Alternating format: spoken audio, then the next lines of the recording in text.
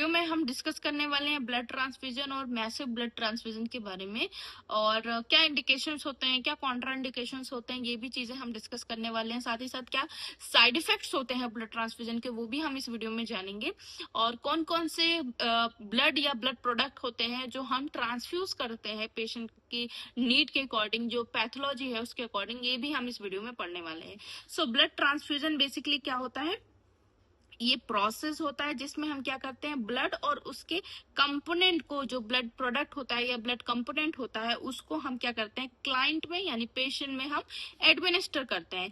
अब blood component means what, कि जैसे हम जब भी ब्लड ट्रांसफ्यूजन करते हैं तो उसमें हम या तो होल ब्लड लेते हैं या कोई स्पेसिफिक कंपोनेंट लेते हैं। अब स्पेसिफिक कंपोनेंट का मतलब होता है, जैसे कोई पेशेंट हमारे पास आता है और वो डेंगू का पेशेंट है, तो आपको मालूम है डेंगू में क्या होता है, प्लेटलेट काउंट जो होता है वो ग्रेजुअली डिक्रीज होने लगता है, और एक टाइम ऐसा आता है उस प्लेटलेट काउंट का जहां पे हमें ट्रांसफ्यूजन की नीड पड़ती है।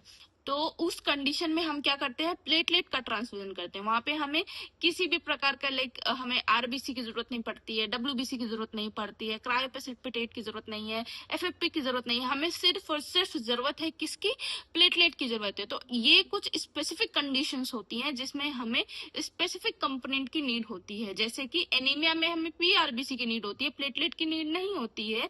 या फिर अगर किसी भी तरीके का जैसे हीमोफीलिया हो गया है या कोई क्लॉटिंग डेफिशिएंसी हो गई है या फिर मैसिव ब्लड लॉस हुआ है, तो उसमें हम क्रायोप्रेसिपिटेट की हमें नीड होती है, एफएफपी की नीड होती है। तो ये कुछ स्पेसिफिक कंपोनेंट होते हैं जो स्पेसिफिक पैथोलॉजी के अकॉर्डिंग हम ट्रांसफ्यूज करते हैं। अदरवाइज जो ब्लड ट्रांसफ्यूजन होता है वो क्या होता है, एक तरीके से प्रोसेस होता है जिसमें हम according to the patient need हम क्या करते हैं, ब्लड या ब्लड के कंपोनेंट को ट्रांसफ्यूज करते हैं पेशेंट बॉडी में। मोस्ट कॉमन जो एंटीकोगुलेंट हम यूज करते हैं ब्लड के स्टोरेज के लिए, हम यूज करते हैं सीपीडीए। ठीक है, ये सीपीडीए बेसिकली क्या करता है, ब्लड को क्लॉट होने से रोकता है। ठीक है, ब्लड बैंक में जब हम ब्लड स्टोर करते हैं तो इसी एंटीकोगुलेंट का यूज करते हैं ब्लड क्लॉटिंग को प्रिवेंट करने के लिए। ठीक है, अगर हम एक ब्लड बैग की बात करें तो एक ब्लड बैग में टोटल वॉल्यूम की बात करें तो 350 ml टोटल ब्लड वॉल्यूम होता है। ठीक है, अब 350 में से जो 50 ml होता है वो हमारा सीपीडीए होता है, जो कि ब्लड क्लॉटिंग को प्रिवेंट करने का काम करता है। ठीक है, उसके बाद ये नॉर्मल रेंज है, जो मेल और फीमेल में कितना हीमोग्लोबिन होना चाहिए, कितना हेमाटोक्रिट होना चाहिए, और क्या स्क्रीनिंग टेस्ट एचआईवी और जितने वायरल मार्कर होते हैं उसको हमें परफॉर्म करना चाहिए। ऑल्सो सिफिलिस वगैरह को भी हमें डिटेक्ट करना चाहिए। ठीक है, पर्पस क्या हो सकता है, किसी भी कंडीशन में जिसमें ब्लड लॉस हो रहा है, यानी हेमरेजिक कंडीशन में ब्लड लॉस हो रहा है, या फिर एनीमिया है, सीवियर एनीमिया है पेशेंट को, तो उस कंडीशन में हीमोग्लोबिन को मेंटेन करने के लिए, या फिर कोई स्पेसिफिक ब्लड कंपोनेंट जैसे मैंने इंट्रोडक्शन बताया है उसको रिप्लेस करने के लिए हम बीटी का यूज करते हैं, बीटी प्रोसेस करते हैं। ओके, पैथोलॉजिकल इंडिकेशंस क्या क्या हो सकते हैं, अगर सीवियर हेमरेज हुआ हो यानी ऑब्वियस ब्लड लॉस हुआ हो तो उस कंडीशन में, या एनीमिया हुआ हो उस कंडीशन में, सर्जरी के दौरान अगर ब्लड लॉस हुआ हो, ड्यूरिंग सर्जरी ब्लड लॉस ज्यादा हो गया तो उस कंडीशन में भी हम क्या कर सकते हैं, ब्लड ट्रांसफ्यूजन कर सकते हैं या करना पड़ता है क्योंकि इंडिकेशंस है। और किसी स्पेसिफिक डेफिशिएंसी की वजह से, जैसे हीमोफीलिया में क्या होता है, क्लॉटिंग फैक्टर 8 की डेफिशिएंसी हो जाती है, तो उस कंडीशन में भी हम क्या करते हैं, स्पेसिफिक ब्लड जो कंपोनेंट होता है उसका ट्रांसफ्यूजन करते हैं, जिसमें से हम क्रायोप्रेसिपिटेट जो होता है उसको हम ट्रांसफ्यूज करते हैं। थ्रोम्बोसाइटोपिनिया हुआ है यानी प्लेटलेट डेफिशिएंसी है, तो उस कंडीशन में हम प्लेटलेट का ट्रांसफ्यूजन करते हैं। ठीक है, ये स्पेसिफिक कुछ हमारे इंडिकेशंस थे कि क्या किस किस कंडीशन में हम क्या करते हैं, ब्लड या ब्लड के प्रोडक्ट को ट्रांसफ्यूज करते हैं। ठीक है, ट्रांसपोर्ट का एक टेम्परेचर जो हो, डब्ल्यूएचओ ने जो रिकमेंड किया है, जो होता है कि अगर हम किसी ब्लड प्रोडक्ट को हम ट्रांसपोर्ट कर रहे हैं, एक जगह से दूसरी जगह ट्रांसपोर्ट कर रहे हैं, सपोज कि ब्लड बैंक से हम क्या कर रहे हैं, वार्ड तक ब्लड को हम लेके आ रहे हैं, तो क्या टेम्परेचर होना चाहिए। ठीक है, ब्लड बैंक से वार्ड की दूरी बहुत है, बहुत ज्यादा है, गैप है उसमें, तो कितना मेंटेनेंस टेम्परेचर पे हमें उस ब्लड को रखना चाहिए। तो अगर रेड सेल कंपोनेंट है यानी पीआरबीसी है तो हमें 2 से 10 डिग्री सेंटीग्रेड का टेम्परेचर मेंटेन रखना चाहिए। वैसे ही प्लाज्मा या एफएफपी है, क्रायोप्रेसिपिटेट है, तो -30 डिग्री सेंटीग्रेड या -20 2 डिग्री फ़ारेनहाइट पे। प्लेटलेट है तो या एसडीपी है या फिर आरडीपी है, डजेंट मैटर, उसको हम दोनों को ही हमें क्या 20 से 24 डिग्री सेंटीग्रेड पे ट्रांसपोर्ट करना है। यानी ये ट्रांसपोर्ट का एक पैरामीटर है कि हमें किस टेम्परेचर पे ट्रांसपोर्ट करना है। अदरवाइज क्या होगा कि ये जो भी प्रोडक्ट है वो क्या हो सकते हैं, डैमेज हो सकते हैं, खराब हो सकते हैं। ठीक, उसके बाद जब भी हमको ब्लड ट्रांसफ्यूजन करना होता है तो ऑब्वियस है ब्लड ट्रांसफ्यूजन के पहले ब्लड डोनेशन की जरूरत पड़ती है, और ब्लड डोनेशन के लिए हमारे पास डोनर की जरूरत होनी चाहिए। हमारे पास अगर डोनर अवेलेबल है तो जिस जगह से हमको ब्लड ट्रांसफ्यूजन कर ब्लड को लेना है यानी ब्लड डोनेट करना है जिस जगह से, उस जगह का हमें सिलेक्शन करना पड़ेगा। तो सिलेक्शन के लिए हम क्या करते हैं, वेनिंग पंक्चर करते हैं, वेन पंक्चर करते हैं और एक वेन को सिलेक्ट करते हैं। ठीक है, जो वेन होनी चाहिए कैसी होनी चाहिए, लार्ज होनी चाहिए, फर्म वेन होनी चाहिए, और प्रेफरेबल कहाँ होनी चाहिए, एंटी क्यूबाइडल फोसा से हमें प्रिफर करते हैं कि हम वहां से क्या करें, ब्लड ट्रांसफ्यूजन करें। अनटिल एंड अनलेस हम वहां से नहीं करेंगे जब तक कोई पैथोलॉजी नहीं हो, अदरवाइज तो हम वहीं से ब्लड जो डोनेशन है वहां से परफॉर्म करते हैं। ठीक है, इसके लिए हमें क्या करना है, ये बहुत स्टेराइल प्रोसीजर होता है, और ब्लड ट्रांसफ्यूजन से पहले जो भी डोनर होता है उसका जितने भी स्क्रीनिंग टेस्ट होंगे उसे परफॉर्म कर लेना है और एक बार रिव्यू कर लेना है। ठीक है, जब ब्लड ट्रांसफ्यूजन ब्लड डोनेशन जब होता है तो ये सारे टेस्ट को हमें प्रायर कराना पड़ता है पेशेंट से, और सॉरी पेशेंट नहीं, डोनर से, और ये भी चेक करना होता है लास्ट टाइम उसने ब्लड डोनेट कब किया है। टोटल वेरिफिकेशन होने के बाद हम क्या करेंगे, जो पेशेंट जिस साइट से हमें ब्लड सैंपल लेना है, ब्लड प्रोडक्ट लेना है, उस साइट को हमें डिसइंफेक्टेंट करना होता है। और डिसइंफेक्टेंट करने का 1 स्टेप भी होता है, 1 स्टेप प्रोसेस भी होता है, 2 स्टेप प्रोसेस भी होता है। 1 स्टेप प्रोसेस में हम क्या करेंगे, क्लोरहेक्सिडीन ग्लूकोनेट इन 70% आइसोप्रोपाइल एल्कोहल, यानी जिसको हम कॉमनली जो हम स्पिरिट यूज करते हैं हॉस्पिटल में उसी को हम ये कहते हैं। ठीक है, उसका केमिकल फॉर्मूला क्या होता है, 2% क्लोरहेक्सिडीन ग्लूकोनेट इन 70% आइसोप्रोपाइल एल्कोहल। उससे हमें क्लीन करना है। क्लीन करने के लिए कवर करना है होल एरिया को और डिसइंफेक्ट करना है एटलीस्ट फॉर 30 सेकेंड। 30 सेकेंड तक हमें उसे डिसइंफेक्ट करना है। ठीक है, कवर करके रखना है। फिर उस एरिया को क्या करना है, कंप्लीटली ड्राई होने देना है 30 सेकेंड तक। ठीक है, यानी जो भी एरिया, सपोज ये एरिया है तो इस एरिया में हमें क्या करना है, स्पिरिट को अप्लाई करना है। अप्लाई करने के बाद उस एरिया को कवर करके रखना है 30 सेकेंड के लिए डिसइंफेक्टेंट से।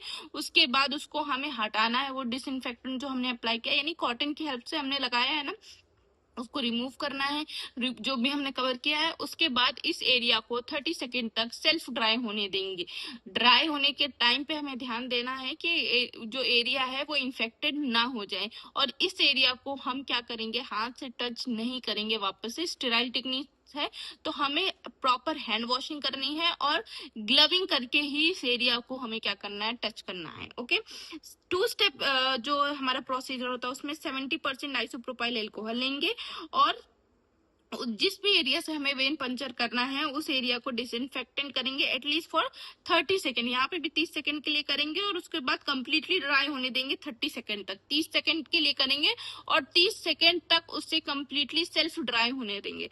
ठीक है, सेकेंड स्टेप में क्या करेंगे, आयोडीन और क्लोरहेक्सिडीन दोनों में से कोई एक ले सकते हैं और उससे भी डिसइंफेक्ट करना है 30 सेकेंड के लिए और उसको ड्राई होने देंगे 30 सेकेंड के लिए। ये 2 स्टेप हमारा है। जैसे 2 स्टेप वेरिफिकेशन व्हाट्सएप पे होता है उसी तरह 2 स्टेप प्रोसीजर होता है डिसइंफेक्टेंट करने के लिए, जो वेन पंक्चर साइट होती है उसको करने के लिए। ठीक है, ये हो गया ना। WHO के गाइडलाइन के अकॉर्डिंग जो ब्लड कंपोनेंट है जो ब्लड बैंक से इशू हुआ है वो कितनी देर में ट्रांसफ्यूज हो जाना चाहिए। तो कंपोनेंट में अगर PRBC है हमारे पास तो 30 मिनट के अंदर हमें ट्रांसफ्यूज कर देना है। एज इट इज जैसे कोई कंपोनेंट है, जैसे प्लाज्मा कंपोनेंट है तो उसे भी 30 मिनट के अंदर। अगर प्लेटलेट है तो हमें उसे इमीडिएटली ट्रांसफ्यूज करना है, उसमें हमें वेट नहीं करना है। इसमें एक तो क्रॉस मैच की जरूरत नहीं होती है तो हम इमीडिएटली इसमें क्या करते हैं, ट्रांसफ्यूज कर देते हैं। ठीक है, जो भी डॉक्यूमेंटेशन होता है और उसको हम ट्रांसफ्यूज कर देते हैं। ठीक है ना, उसके बाद हमें क्या चेक करना है, यस, ब्लड ट्रांसफ्यूजन प्रोसेस क्या क्या होती है। अब ब्लड ट्रांसफ्यूजन क्या प्रोसेस होती है इसको हम डिटेल में यहाँ पढ़ने वाले हैं। ठीक है, ब्लड ट्रांसफ्यूजन से पहले बेड साइड चेक क्या होना चाहिए कि हमें पहले पेशेंट को हमेशा आइडेंटिफाई करना चाहिए।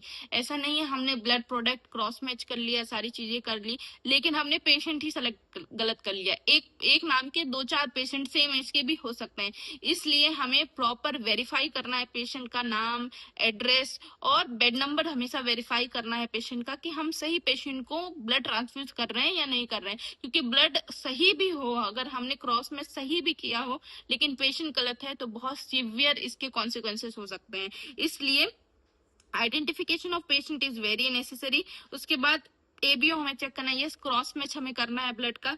ठीक है, कंपोनेंट जो है, जो भी टाइप ऑफ कंपोनेंट है उसको लेबल कर देना है। उसमें ऐसा कोई स्पेसिफिक ये नहीं है कि बहुत हार्ड एंड फास्ट रूल है आप इस पे लेबल कीजिए, बट यस आप लेबल भी कर सकते हैं। ये आपका जो एरर है उसके चांसेस को रिड्यूस कर देता है। ठीक है, उसके बाद हमें जो विजुअल इंस्पेक्शन करना है बैग का। विजुअल इंस्पेक्शन का मतलब हमें बाहर से ब्लड जो भी हमारे पास कंपोनेंट आया है उसको हमें चेक करना है, कलर देखना है, हमारा कोई क्लॉट तो नहीं है या फ्रोथ वगैरह, झाग वगैरह तो नहीं है, ये सारी चीजें देखनी है। इन केस अगर इसमें से कुछ भी प्रेजेंट होता है तो इमीडिएटली देन एंड देयर हमें उस जो ब्लड बैंक है डॉक्यूमेंट करके, सॉरी जो ब्लड बैंक है उसको डॉक्यूमेंट करके और हमें ब्लड बैंक में उस बैग को रिपोर्ट कर देना है। ठीक है, identification of recipient and the blood product must be validated bye at least 2 people. ठीक है, 2 नर्सेस द्वारा इसमें क्या होगा, वैलिडेट करना है जो भी क्लाइंट है और जो भी ब्लड प्रोडक्ट है उसको वैलिडेट करने के लिए और एक बार चेक करने के लिए कि हम सही पेशेंट को सही ब्लड प्रोडक्ट ट्रांसफ्यूज कर रहे हैं या नहीं कर रहे हैं। ठीक है, प्री ट्रांसफ्यूजन वाइटल को हमें मॉनिटर करना है पेशेंट को, और टाइम ऑफ स्टार्टिंग ट्रांसफ्यूजन कब स्टार्ट कर रहा है उसको भी हमें मेंशन करना है। Warm the blood in unmonitored water bath और in direct contact with hot water. कभी भी पेशेंट को ऐसी कंडीशन में हमें एजुकेट करना है कि पेशेंट ऐसा ना हो हमने ब्लड को वार्म करने के लिए दिया, क्योंकि ब्लड वार्मर नॉर्मली जो गवर्नमेंट हॉस्पिटल होते हैं वहां प्रेजेंट नहीं होते हैं। तो हम पेशेंट को क्या एडवाइस करते हैं, ब्लड को थोड़ा वार्म अप करने के लिए, जो या फिर नॉर्मल टेम्परेचर पे आने के लिए, या जो बॉडी का टेम्परेचर होता है उससे इक्वल करने के लिए। तो हम ये एडवाइस करते हैं पेशेंट को कि ब्लड को जो स्किन के कॉन्टेक्ट में रखने के लिए। ठीक है, लेकिन अगर पेशेंट अच्छी से उस चीज को नहीं समझ पाएगा, कुछ पेशेंट होते हैं कहीं ले जाके सोचेंगे कि इसको गर्म करना है तो जल्दी गर्म करने के लिए हम इसे धूप में रख देंगे, तो इससे और भी ज्यादा दिक्कत हो सकती है। ब्लड के एक्सपोजर से हीमोलाइसिस ज्यादा हो सकती है, ब्लड खराब हो सकता है। तो ऐसी प्रैक्टिसेस के लिए हमें मॉनिटर करना है और ध्यान देना है और पेशेंट को एजुकेट भी करना है कि किस टेक्निक से जो हमारे पास ब्लड आपके पास प्रेजेंट है उसको हमें वार्म करना है। ठीक है, स्टेप ऑफ ट्रांसफ्यूजन क्या है, hand washing is very must. Hand washing तो हमें हर प्रोसीजर से पहले करना है। उसके बाद क्या करना है, हम 18 से 20 गॉज का निडल यूज कर सकते हैं ट्रांसफ्यूजन के लिए। और अगर प्री एग्जिस्टिंग लाइन होती है तो हमें उसकी पेटेंसी को चेक करना है, साइन ऑफ इनफिल्ट्रेशन या इन्फ्लेमेशन और इन्फेक्शन को चेक करना है। ठीक है, जो भी हम सेट यूज कर रहे हैं, यानी हम बीटी सेट यूज करेंगे। रिमेम्बर, हमेशा ब्लड ट्रांसफ्यूजन के लिए बीटी सेट यूज करते हैं, आईवी सेट नहीं यूज करते हैं। क्यों, दोनों में डिफरेंस होता है। क्या डिफरेंस होता है, बीटी सेट में जो हमारा चैम्बर होता है वो क्लियर चैम्बर होता है। ठीक है, इसमें कोई भी किसी भी प्रकार का हमारा मेस नहीं प्रेजेंट होता है। जबकि बीटी सेट में क्या होता है, इस चैम्बर में एक मेश प्रेजेंट होता है, या आप कह सकते हैं एक फिल्टर प्रेजेंट होता है, जो कि क्या करता है, क्लॉट्स को या किसी जो स्मॉल क्लॉट या बिग क्लॉट्स हैं उसको सेपरेट करता है और फिल्टर्ड ब्लड को क्या करता है, पेशेंट की बॉडी में अलाउ करता है जाने के लिए। ठीक है, इसीलिए हमेशा हम बीटी सेट का यूज करते हैं। बीटी सेट और आईवी सेट में एक मेन डिफरेंस चैम्बर के अंदर ही फिल्टर का होता है, अदरवाइज सेम होता है पूरा सेट। ठीक है, तो हमें याद रखना है कि बीटी सेट जो हम यूज कर रहे हैं उसमें 170 से 200 माइक्रोन उसमें हमारे फिल्टर्स प्रेजेंट हो, ताकि वो क्लॉट को और अदर डेब्रिड्स को रिमूव कर सके। ठीक है, देन आफ्टरवर्ड नर्सिंग केयर जो हमारे ड्यूरिंग ट्रांसफ्यूजन हमें क्या करना है, हर 5 मिनट में, every 5 minute for 15 minute, first 15 minute में हमें वाइटल्स लेने हैं पेशेंट के। पहले 15 मिनट में हमें वाइटल लेने हैं। पहले 15 मिनट में ही अप्रोक्स 50 ml जब तक ब्लड जाएगा तब तक हमें ट्रांसफ्यूजन जो रिएक्शन है वो हमें दिख जाएगा। यानी पहले 15 मिनट बहुत ही क्रूशियल होते हैं पेशेंट के लिए और यहाँ पे रिएक्शन फाइंड आउट करने के लिए। ठीक है, तो पहले 15 मिनट जो हम करेंगे, फर्स्ट 15 मिनट हर एवरी 5 आवर में हम क्या करेंगे, वाइटल्स लेंगे पेशेंट का। फिर एवरी 50 मिनट, हर 15 मिनट में हम क्या करेंगे, वाइटल लेंगे पेशेंट का। ठीक, फिर हर 30 मिनट में हम वाइटल लेंगे पेशेंट का every hour till the transfusion is completed. उसके बाद हर घंटे में, यानी पहले 15 मिनट में हम 5-5 मिनट पे लेंगे, देन 50 मिनट पे, देन 30 मिनट पे, देन 1 आवर पे हम वाइटल लेंगे। ठीक है, और मॉनिटर अगर प्रेजेंट है पेशेंट साइड पे तो वो और भी अच्छी बात है कि वो हमें हर मिनट का वाइटल्स वो अपने आप अपडेट करके बताएगा। ठीक है, ट्रांसफ्यूजन या फिर ड्यूरिंग ट्रांसफ्यूजन अगर हमें कोई भी रिएक्शन देखने को मिल रहा है तो हम उस कंडीशन में क्या करेंगे, किसी भी टाइप का अगर सिम्टम देखने को मिल रहा है तो इमिडिएटली हम क्या करेंगे, ट्रांसफ्यूजन को स्टॉप करेंगे। बट आईवी लाइन को, जो हमारी लाइन है, उसे हम स्लोली क्या करेंगे, उससे सलाइन इन्फ्यूज करेंगे। सलाइन में हम 0.9% जो हमारा होता है NaCl, उसको हम ट्रांसफ्यूज करेंगे। ठीक है, और किसी भी टाइप का आईवी फ्लूइड्स हम नहीं देंगे पेशेंट को ड्यूरिंग ब्लड ट्रांसफ्यूजन। ठीक है, देन आफ्टर ट्रांसफ्यूजन हम क्या करेंगे, पेशेंट में हम कुछ चीजें हम एजुकेट करेंगे पेशेंट को, ताकि वो चीज, अगर यूरो बैग लगा है तो हम उस कंडीशन में हम पेशेंट का यूरिन एग्जामिनेशन कर सकते हैं, कोका कलर यूरिन या जॉइंडिस, हम ये सब एनालाइज कर सकते हैं। कोका कलर यूरिन कब देखने को मिलेगा, अगर हीमोलाइसिस हुआ पेशेंट में, तो उस कंडीशन में हमें कोका कलर यूरिन देखने को मिलेगा। ये सारी चीजें हम पोस्ट ट्रांसफ्यूजन पेशेंट से हम पेशेंट को भी एडवाइस कर सकते हैं, और साथ ही अगर पेशेंट आईसीयू में है, जिसमें आईसीयू में नॉर्मली हर पेशेंट को यूरो बैग लगा होता है, तो उस कंडीशन में हम खुद भी इस चीज को आइडेंटिफाई कर सकते हैं। ओके, एवी सोल्यूशन हम क्या कर सकते हैं, ओनली हम आइसोटोनिक NaCl 0.9% हम यूज करेंगे, और यही एक कंपैटिबल सोल्यूशन होता है, रिकमेंडेड सोल्यूशन होता है। ठीक है, इससे जो ब्लड कंपोनेंट होता है वो इंटरफेयर नहीं होता है, तो इस वजह से हम इस सोल्यूशन को यूज करते हैं। कभी भी डेक्सट्रोज या रिंगर लैक्टेज सोल्यूशन हम नहीं यूज करेंगे, क्योंकि डेक्सट्रोज जो होता है हीमोलाइसिस करता है, और कैल्शियम की वजह से जो हमारा रिंगर लैक्टेट है उसमें कैल्शियम प्रेजेंट होता है, जिसकी वजह से क्लॉट फॉर्मेशन इनिशिएशन होने लगता है। रिंगर लैक्टन यानी RN में हमारा कैल्शियम प्रेजेंट होता है, जिसकी वजह से क्या होगा, क्लॉट फॉर्मेशन हो सकता है। इसलिए हम कभी भी डेक्सट्रोज हीमोलाइसिस को प्रिवेंट करने के लिए और रिंगर लैक्टेट क्लॉट को प्रिवेंट करने के लिए हम नहीं देते हैं। ठीक है।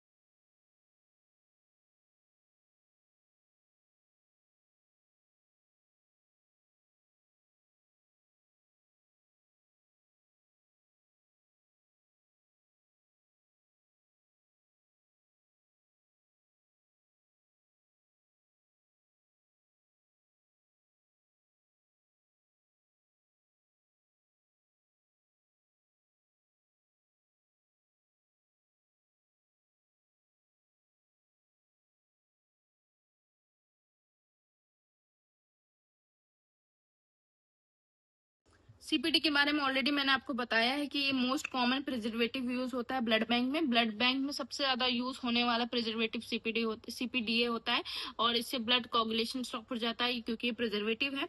और इन्फ्यूजन टाइम यूजुअली 4 आवर, 4 घंटे विद इन 4 आवर हमें क्या करना है, ब्लड ट्रांसफ्यूजन कर देना है। जितना भी ब्लड है, ब्लड प्रोडक्ट है, उसे हमें ट्रांसफ्यूज कर देना है, ठीक है। Each unit of PRBC increase करता है 1 ग्राम ऑफ हीमोग्लोबिन, और 3% ऑफ हिमेटोक्रिट लेवल को वो बढ़ाता है।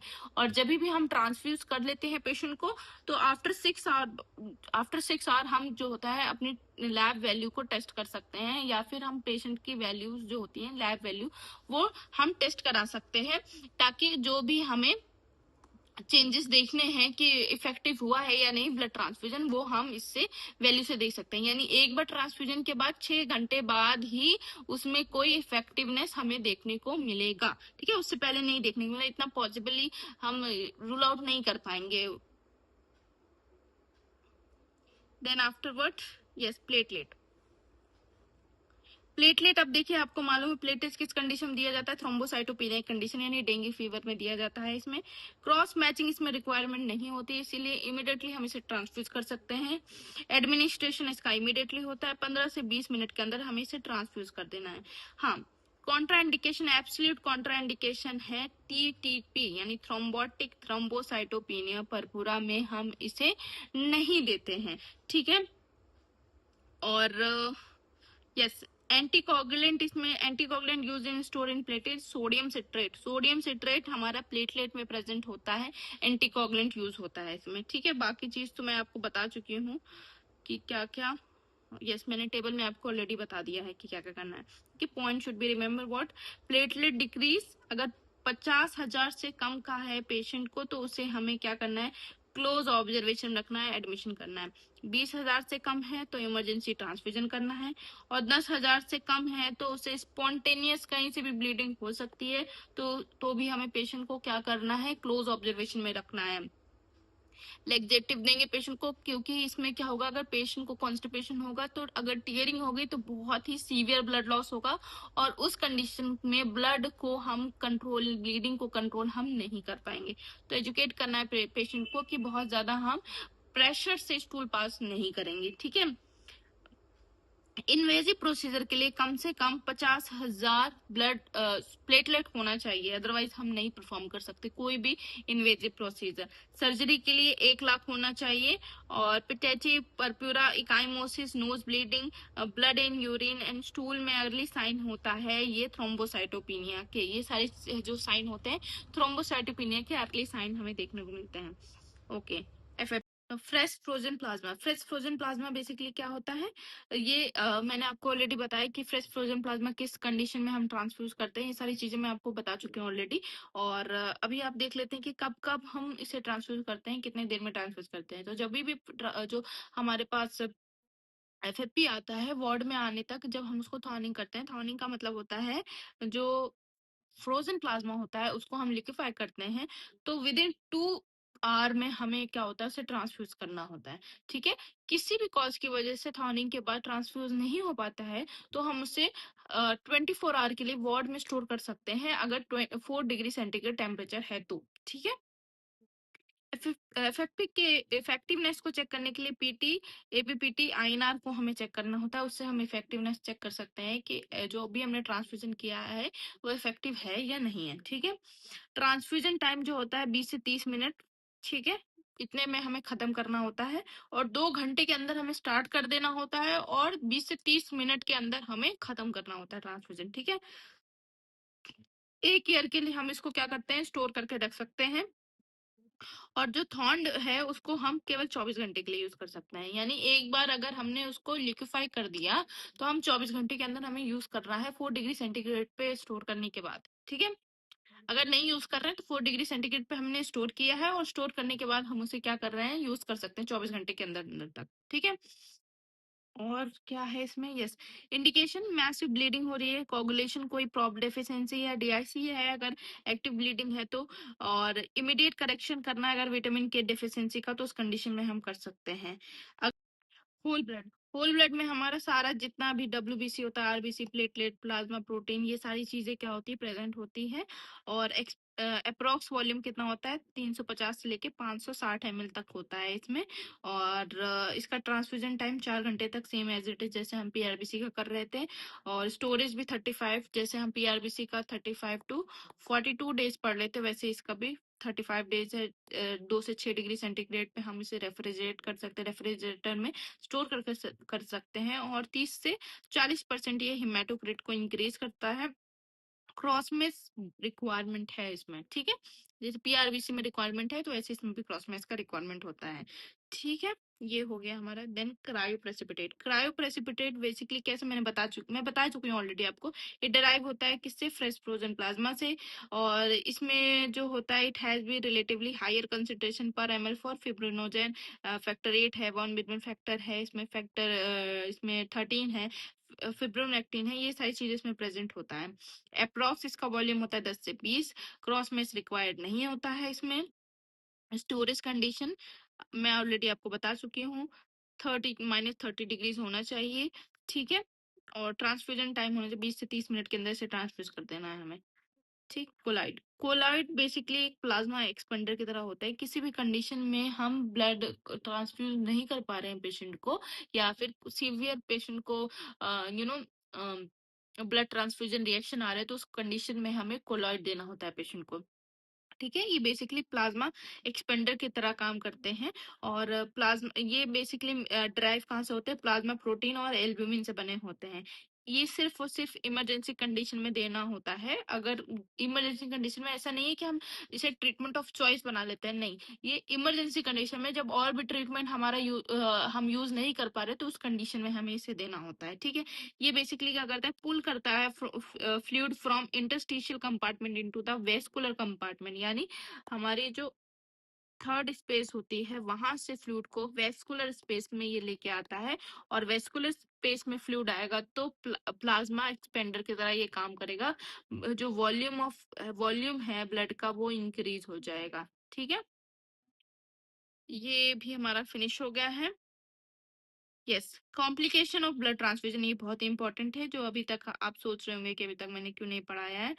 हम्म ब्लड ट्रांसफ्यूजन में देखिए, हीमोलिटिक रिएक्शन होता है, सबको पता है। फिब्राइल रिएक्शन होता है, एनाफाइलेटिक रिएक्शन होता है, वो मैं आगे डिस्कस करूंगी, ठीक है। अभी हमें क्या पढ़ना है, transfusion reaction, acute lung injury हो सकता है, हीमोलाइसिस होता है, पोस्ट ट्रांसफ्यूजन परप्यूरा हो सकता है, ये सब आपको मालूम है। मैं आपको यहाँ पे स्पेसिफिक चीज बताएं, सेप्सिस सेप्सिस क्यों हो सकता है, सेप्सिस इसलिए हो सकता है कि भाई किसी भी तरीके से कंटामिनेट हो गया ब्लड, अगर स्टेराइल टेक्निक नहीं यूज किया है तो। वॉल्यूम ओवरलोड हो सकता है, बैक टू बैक अगर हम फ्लूइड ट्रांसफ्यूज कर रहे हैं पेशेंट को, या एक से ज्यादा हम फ्लूइड नहीं, सॉरी, ब्लड ट्रांसफ्यूजन के लिए रिक्वायरमेंट है, और हम बैक टू बैक कर रहे हैं, तो उस कंडीशन में हो सकता है। मेटाबॉलिक एल्कोलोसिस हो सकता है। अब ये मेटाबॉलिक एल्कोलोसिस क्यों हो रहा है, मेटाबॉलिक एल्कोलिसिस क्यों हो रहा है, हाइपोकैलेमिया क्यों हो रहा है, हाइपरकैलेमिया क्यों हो रहा है, ये मैं अभी आपको इधर डायग्राम से समझाने वाली हूँ। इन्फेक्शन मैंने आपको बताया क्यों हो रहा है, और एयर इम्बोलिज्म, ब्लड टेक्निक अगर कोई सही नहीं यूज किया है ट्रांसफ्यूज करते दौरान, तो ब्लड वहां पे एयर इम्बोलिज्म हो जाएगा। तीन चीजें हमें पढ़नी है, एल्कोलोसिस, हाइपोकैलेमिया और हाइपरकैलेमिया और हाइपोकैल्सीमिया, ठीक है। अब समझिए मेटाबॉलिक एल्कोलोसिस क्यों हो रहा है। एल्कोलोसिस मतलब बेसिक, यानी एसिडिक जो नेचर है वो नहीं है, ठीक है। एसिडिटी नहीं है, बेसिक नेचर बढ़ा हुआ है। तो ब्लड के अंदर मैंने आपको बताया एक तरीके का एंटीजन नहीं, एंटीकोगुलेंट होता है, सॉरी, सीपीडीए। अब ये सीपीडीए जो होता है, इसमें जो सी होता है स्टैंड फॉर सिट्रेट। सिट्रेट जब बॉडी में जाता है तो ये फ्रेगमेंट होता है सोडा बाइकार्ब में। सोडा बाइकार्ब जो होता है बेसिक होता है नेचर में, इसलिए यहाँ पे क्या होगा, मेटाबॉलिक एल्कलोसिस की कंडीशन देखने को मिलेगी पेशेंट में, ठीक है। अब यहाँ पे मैंने आपको एक बताया कि हाइपोकैल्सीमिया क्यों होगा, हाइपोकैल्सीमिया क्यों होगा। हाइपोकैल्सीमिया इसलिए होगा कि जब ये सिट्रेट जो होता है, ये बाइंड हो जाता है कैल्शियम से, ठीक है। अब बाइंड होने, आपको मालूम है कि ये जो होता है कैल्शियम, क्या होता है, क्लॉटिंग फैक्टर की तरह काम करता है। अब ये क्या करेगा, बाइंड हो जाएगा इससे, अपने में बाइंड करा देगा, और यूरिन के थ्रू एक्सक्रीट हो जाएगा, खुद तो एक्सक्रीट होगा ही, कैल्शियम को भी एक्सक्रीट करा देगा। तो ब्लड सीरम जो ब्लड कैल्शियम लेवल है, वो क्या हो जाएगा, डिक्रीज हो जाएगा। तो उस कंडीशन में क्या हो जाएगा, हाइपोकैल्सीमिया हो जाएगा, ठीक है। हाइपरकैलेमिया यानी पोटेशियम का लेवल बढ़ जाएगा। आपको मालूम है कि आरबीसी जब भी ब्रेक होती है तो वहां से रिलीज होता है पोटेशियम। पोटेशियम मेजर जो होता है इंट्रा इंट्रासेलुलर आयन होता है, ठीक है। और जैसे जैसे आरबीसी ब्रेक होगी वैसे वैसे पोटेशियम रिलीज होगा। तो आरबीसी का जब हीमोलाइसिस होगा तो पोटेशियम इंक्रीज होगा। और आपको पता है कि एक बैग में कुछ आरबीसी रिसेंट की होती है, सबका लाइफ स्पैन अलग अलग होता है। जब भी हम डोनर से ब्लड लेते हैं तो उसमें कुछ हमें मिलेगी, कुछ नई आरबीसी मिलेगी, कुछ पुरानी आरबीसी मिलेगी, कुछ आरबीसी डैमेज होने वाली होगी वो मिलेगी। तो ब्लड में जाके वो क्या होती है, अपने एक टाइम इंटरवल पे वो डैमेज होने लगती है। और डैमेज होने के साथ साथ वो क्या करेगी, हाइपर कैलीमिया भी करा सकती है वो आरबीसी, ठीक है। आई होप आपको ये समझ में आया होगा। ओके, मैंने आपको बताया था कि yes, transfusion reaction, transfusion reaction में क्या होता है, हीमोलिटिक रिएक्शन होता है। हीमोलिटिक रिएक्शन, फिब्राइल रिएक्शन और एलर्जिक रिएक्शन, ये 3 रिएक्शन होते हैं जो मैं आपको एक चार्ट से समझाऊंगी अभी आगे, ठीक है। सर्कुलेटरी ओवरलोड आपको समझ में आ गया। सर्कुलेटरी ओवरलोड होगा तो क्या होगा, कार्डियक डिसएपनिया होगा, चेस्ट पेन होगा, वीजिंग और टैकीकार्डिया, बाउंडिंग पल्स मेजरली देखने को मिलेगी, और नेक डिस्टेंडेड नेक वेन देखने को मिलेगी, ठीक है। इसमें हमें फर्स्टली क्या करना है, इसमें ऐसा नहीं करना है कि हमें एकदम सडन ब्लड स्टॉप कर देना है। इसमें क्या करेंगे, स्लो करेंगे ब्लड के रेट को, और प्लेस करेंगे पेशेंट को अपराइट पोजीशन में, और ऑन ड्यूटी डॉक्टर जो होता है उसको हम क्या करेंगे, इन्फॉर्म करेंगे, ठीक है। उसके बाद हम क्या करेंगे, अगर सेप्टिसीमिया होगा, अगर फेलियर ऑफ स्ट्राइल टेक्निक है और उस कंडीशन में सेप्टिसीमिया हो गया पेशेंट को, और उसमें फीवर, चिल्स, वॉमिटिंग, डायरिया ये सब देखने को मिल रहा है, तो ड्यूटी डॉक्टर को इन्फॉर्म करेंगे फर्स्ट प्रायोरिटी, क्योंकि इसमें हम कुछ नहीं कर सकते हैं, ठीक है। और ब्लड को जो ब्लड है उससे ब्लड कल्चर लेके ब्लड जो है उसको हम पैथोलॉजी सेंड करेंगे। आयरन ओवरलोड क्यों होता है, आयरन जैसे बैक टू बैक ट्रांसफ्यूजन होते हैं ना, तो उसकी वजह से आयरन लोड हो सकता है। क्योंकि जब आरबीसी ब्रेक होती है तो हीम में और ग्लोबिन में, प्रोटीन में होती है, और ये हीम क्या कॉज कराता है, आयरन ओवरलोड कराता है। तो मल्टीपल ट्रांसफ्यूजन की वजह से हो सकता है। इसमें हम एंटीडोट यूज करते हैं डेफ्रोक्सामाइड, ठीक है। इसे हम आईवी या सबक्यूटेनियस इंस्ट्रक्शन के अकॉर्डिंग टू डॉक्टर इंस्ट्रक्शन हम दे सकते हैं। और इसमें पेशेंट को हम ये इंस्ट्रक्ट करेंगे, एडवाइस करेंगे, एजुकेट करेंगे कि यूरिन कलर इसमें चेंजेस देखने को मिलेगा डेफ्रोक्सामाइन के प्रेजेंस की वजह से, इसमें रेड कलर का यूरिन देखने को मिलेगा। तो ऐसा अगर पेशेंट, आप हमें एजुकेट करना है कि पेशेंट इस तरह को चीजों को लेके पैनिक ना हो पाए। और कभी कभी क्वेश्चन भी आता है कि अगर पेशेंट को डेफ्रोक्सामाइन लगा है, इंजेक्शन लगा है, और पेशेंट कंप्लेन कर रहा है रेड यूरिन का, तो आपका प्रायोरिटी क्या होना चाहिए। हमें प्रायोरिटी में हम अगर 4 ऑप्शन देते हैं कि हो सकता है सस्पेक्ट करना है कि हेमेचोरिया ना हो रहा हो, सस्पेक्ट करना है हमें कि नॉर्मल फाइंडिंग है या नहीं है, डॉक्टर को इन्फॉर्म करना है, या पेशेंट को एजुकेट करना है, तो इसमें आपको सिलेक्शन करना पड़ेगा आंसर का क्या करना है। तो ऐसी कंडीशन में हम क्या करना है, ये नॉर्मल फाइंडिंग है और हमें पेशेंट को एजुकेट करना है कि ये ड्रग की वजह से हो रहा है आपको, ठीक है। ओके, हाइपोकैल्सीमिया में क्या होता है, मैंने आपको बताया हाइपोकैल्सीमिया कैसे होता है। तो हाइपोकैल्सीमिया में बेसिकली क्या होता है, मैंने बताया किस तरह से देखने को मिलता है। इसमें टिटनी मसल स्पाज में देखने को मिलेगा, पॉजिटिव ट्राउजर साइन और पॉजिटिव चॉपस्टिक साइन भी देखने को मिलेगा। ट्राउजर साइन क्या होता है, हम जब भी पेशेंट होता है उसमें बीपी कफ को अप्लाई करेंगे और इन्फ्लेट करेंगे। इन्फ्लेट करने के बाद कार्पो पेडल स्पाज्म होगा इसमें, और पेशेंट का हाथ देखिए कुछ इस तरीके से मूव करने लगेगा, इस तरीके से उसका पोजिशनिंग हो जाएगा, ठीक है।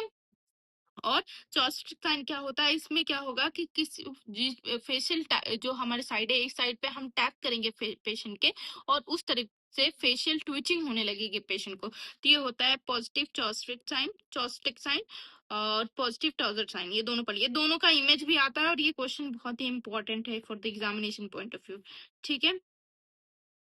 और इसमें क्या करना है, slow the transfusion first priority, then inform the duty doctor second priority है हमारी, ठीक है।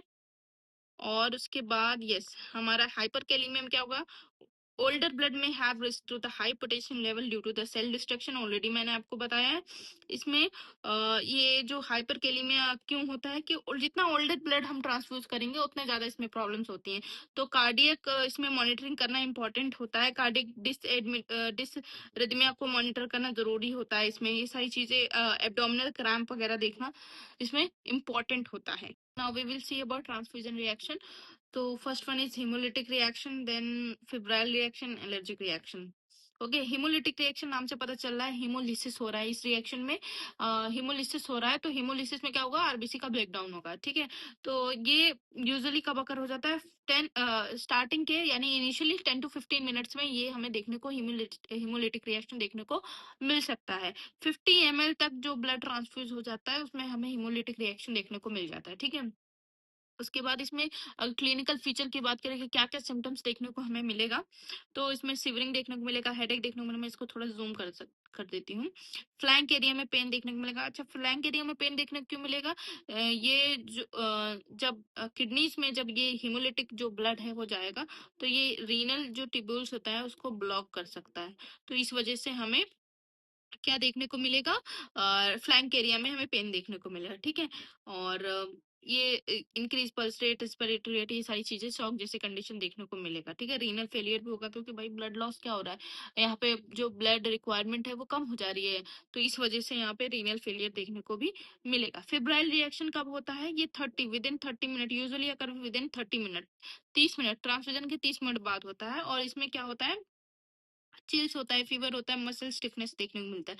ये किस वजह से देखने को मिलता है, अगर हम कोई एसेप्टिक टेक्निक को यूज नहीं कर रहे हैं तो, यानी स्टेराइल टेक्निक को यूज नहीं कर रहे हैं, किसी वजह से इन्फेक्शन हो गया ड्यूरिंग ट्रांसफ्यूजन, तो उसमें देखने को मिलेगा। फीवर आ रहा है यानी इन्फेक्शन है, ठीक है। यहाँ चिल्स किसकी वजह से होगा, फीवर की वजह से होगा, लेकिन यहाँ शिवरिंग यहाँ जो होगा ये किसी इन्फेक्शन की वजह से नहीं होगा। रिमेम्बर यहाँ पे जो भी सिम्टम्स आएंगे हिमोलिटिक सिम्टम्स की वजह से आएंगे, हिमोलिसिस की वजह से आएंगे, बट यहाँ पे जो चिल्स होगा वो इन्फेक्शन की वजह से आएगा, ठीक है। देन एलर्जिक रिएक्शन किसी usually occur during the transfusion till the end, and में भी हो सकता है ये एलर्जिक रिएक्शन। इसमें वीजिंग, फ्लशिंग, प्लूराइटिस, जॉइंट पेन, ये सब देखने को मिलेगा, ठीक है। प्रियोरिटी नर्सिंग एक्शन, अगर कोई भी ट्रांसफ्यूजन रिएक्शन हो रहा है तो उसमें हम क्या करेंगे, ट्रांसफ्यूजन को स्टॉप करेंगे, इन्फॉर्म करेंगे ड्यूटी डॉक्टर को, और पेटेंसी मेंटेन करेंगे 0.9% एनएस से, ठीक है। और किसी भी तरीके से पेशेंट को हम क्या करेंगे, 15 मिनट तक स्ट्रिक्टली मॉनिटर करेंगे वाइटल्स को, और पेशेंट को अकेला नहीं छोड़ेंगे। Do not leave the patient alone, ठीक है। मॉनिटर करना है हमें वाइटल्स को, इनपुट आउटपुट को, ठीक है। उसके बाद हम क्या देखेंगे, मेंटेन करेंगे हाई फ्लो ऑक्सीजन को, ऑक्सीजन देंगे ताकि पेशेंट को 100% ऑक्सीजनेट कर पाए, ठीक है, ताकि रेस्पिरेटरी फेलियर्स वगैरह में ना हो पेशेंट को, ठीक है। देन कॉर्टिकोस्टेरॉइड देंगे जिसमें डेक्सा हम दे सकते हैं पेशेंट को, ठीक है। ब्रोंकोडायलेटर देंगे अगर ब्रीथिंग डिफिकल्टी हो रही है पेशेंट को। एनाफिलेटिक फीचर अगर देखने को मिले, एनाफिलेटिक फीचर में हमें ब्रीथिंग डिफिकल्टी, ब्रोंकोस्पाज्म भी हो सकता है, तो उस कंडीशन में हम ब्रोंकोडायलेटर देंगे। और हम एडीआर का सोल्यूशन प्रिपेयर करेंगे 1:1000 पे। हम क्या करते हैं, एडीआर को प्रिपेयर करके हम 0.01 ml पर केजी बॉडी अकॉर्डिंग हम क्या करेंगे, स्लोली हम इंट्रामस्कुलर इंजेक्ट कर देंगे। हम आईवी भी दे सकते हैं विद डाइल्यूशन, ठीक है। लेकिन आईएम हम क्विक एक्शन के लिए हम देंगे यहाँ पे, ठीक है। उसके बाद डायरेटिक देंगे अगर हाइपोटेंसिव कंडीशन हो रहा है पेशेंट में, अगर हाइपरटेंशन हो रहा है शॉक रिएक्शन की वजह से, तो हम डायरेटिक भी दे सकते हैं। और यूजुअली जो ट्रांसफ्यूजन रिएक्शन देखिए मैंने बताया था ना, 50 ml ट्रांसफ्यूजन अगर हो जाता है पेशेंट में तो रिएक्शन देखने को मिल सकता है, अगर किसी भी पॉसिबिलिटी की वजह से रिएक्शन हो रहा है तो, okay. Then 15 minute transfusion most crucial होता है, क्रिटिकल होता है, हमें यहाँ पे ध्यान देना रहता है। एटलीस्ट इनिशियल 15 मिनट हमें क्या करना है, पेशेंट के वाइटल टाइमली चेक करते रहना है, ठीक है। यूरिन स्पेसिमेन को हम लैब में सेंड करेंगे ताकि हेमोलिसिक जो है, हेमोलिटिक जो रिएक्शन है उसे हम सस्पेक्ट कर पाए, ठीक है। Then nursing care during blood transfusion, document करना है, इन्फॉर्म कंसेंट लेना है पेशेंट से। Blood transfusion administered by only by the doctor, not by nurses. लेकिन कहीं कहीं पे ऐसा भी होता है कि नर्स, कहीं कहीं पे क्या, मोस्ट ऑफ द जगह प्लेसेस पे क्या होता है कि नर्सेस ही ब्लड ट्रांसफ्यूजन करते हैं, बट जो रूल है या जो गाइडलाइंस है वो डॉक्टर को ही ट्रांसफ्यूजन करना होता है, ठीक है। यूजुअली 2 नर्सेस द्वारा ये क्या होना चाहिए, वेरीफाइड होना चाहिए, एटलीस्ट उसमें एक सीनियर नर्स होनी चाहिए, ठीक है। और ब्लड की जो जितनी डिटेल्स हैं, आइडेंटिफिकेशन है, क्लाइंट का ब्लड नंबर है, बैग है, एक्सपायरी डेट है, ये सारी चीजें हमें चेकआउट करनी चाहिए, ठीक है। मोस्ट क्रिटिकल फेज होता है सबसे ज्यादा जब भी हम पेशेंट को आइडेंटिफाई करते हैं, वेरीफाई करना पेशेंट को, ये बहुत ही क्रिटिकल और क्रूशियल फेज होता है, क्योंकि अगर हम गलत पेशेंट को वेरीफाई कर लेते हैं या फिर हम पेशेंट वेरिफिकेशन सही नहीं कर पा रहे हैं, तो उस कंडीशन में गलत पेशेंट को एडमिनिस्ट्रेशन हो जाएगा ब्लड का, तो ये बहुत ही क्रिटिकल कंडीशन, उसके कॉन्सिक्वेंसेस हो सकते हैं। ठीक है, blood must be administered 30 minute, मैं बता चुकी हूँ। Temperature of blood component should be equalise to the body temperature, भी बता चुकी हूँ आपको। वाइटल्स के बारे में बता चुकी हूँ, every 15 minute during the transfusion, ये सारी। कैनुला हमें 16 गॉस का 18 गॉस का यूज करना है। बीटी सेट मैंने आपको बताया क्या यूज करना है। पीडियाट्रिक में 20 से 24 गॉस का कैनुला यूज कर सकते हैं। और ट्रांसफ्यूजन के 15 मिनट क्रूशियल होता है, मैं ये भी बता चुकी हूँ आपको। ठीक है, administration and appropriate rate, initially हम क्या करेंगे, 15 ड्रॉप या 1 ml पर मिनट के अकॉर्डिंग हम चलाएंगे। ठीक है, और अगर कोई रिएक्शन नहीं होता है तो हम उसे ग्रेजुअली फास्ट भी कर सकते हैं ब्लड को। ठीक है, पीआरबीसी यानी whole blood transfusion should be completed within 4 hour, 4 घंटे के अंदर हमें कंप्लीट करना है, because chances of bacterial contamination over the time इसमें हो सकता है, इसलिए हमें 4 घंटे के अंदर से कंप्लीट करना होता है। ठीक है, एनएस के अलावा कोई अदर सोल्यूशन हमें यहाँ यूज नहीं करना है अगर आईवी लाइन की पेटेंसी नहीं है तो। जैसे समटाइम क्या होता है, ब्लड ट्रांसफ्यूजन के दौरान क्या होता है, ब्लड जो पेटेंट है आईवी, जो आईवी लाइन है वो ब्लॉक हो जाती है, तो उस कंडीशन में हमें क्या करना है, एनएस का यूज कर सकते हैं पेटेंशियल को मेंटेन करने के लिए। ठीक है, then if the blood is not administered within 20 to 30 minutes, then return to the blood bank। ठीक है, 20 से 30 मिनट के अंदर नहीं होता है तो हम ब्लड बैंक में उसे वापस रिटर्न कर देंगे, कोई भी कॉज यहाँ पे हो सकता है, उसकी वजह से हम रिटर्न कर देंगे। एक यूनिट जो ब्लड है वो should be 1 unit of blood should be transport at the time even the client is prescribe for the more than 1 unit। एक ही यूनिट हमें वार्ड में ट्रांसपोर्ट करना है। ट्रांसपोर्ट का मतलब ये है कि एक टाइम पे हमें एक ही यूनिट लगानी है, ये नहीं कि एक लाइन से हमें एक यूनिट चला रहे हैं, दूसरी लाइन से हम दूसरी यूनिट स्टार्ट कर दे रहे हैं पेशेंट की। नो, एक टाइम पे हमें एक ही ब्लड ट्रांसफ्यूजन करना होता है। ठीक है, ये हो गया हमारा टोटल ब्लड ट्रांसफ्यूजन के बारे में। लेट मी चेक कुछ चीजें तय ना करी। हाँ, okay. After completing transfusion blood, और ब्लड की जो ट्यूबिंग है हमें येलो बैग में क्या करना है, बीएमडब्ल्यू के गाइडलाइन के अकॉर्डिंग उसको हम क्या करेंगे, डिस्कार्ड करेंगे। ठीक है, after each unit of transfusion calcium gluconate injection should be given. ठीक है, क्यों, क्योंकि आपको मालूम है कैल्शियम सिट्रेट क्या करता है, कैल्शियम को अपने साथ यूरिन के थ्रू बाहर एक्सक्रीट आउट करा देता है, इसलिए कैल्शियम ग्लूकोनेट हम देते हैं। अगर सिट्रेट क्योंकि क्या करता है, एक्सक्रीशन को प्रमोट करा देता है, यूरिन एक्सक्रीशन को प्रमोट करा देता है खुद बाइंड होके। और मेटाबॉलिक एल्कोलाइसिस को भी हमें चेक करना है, असिस्ट करना है, इवेल्युएट करना है आफ्टर ट्रांसफ्यूजन। ठीक है, क्यों करना है ये भी मैं आपको बता चुकी हूँ।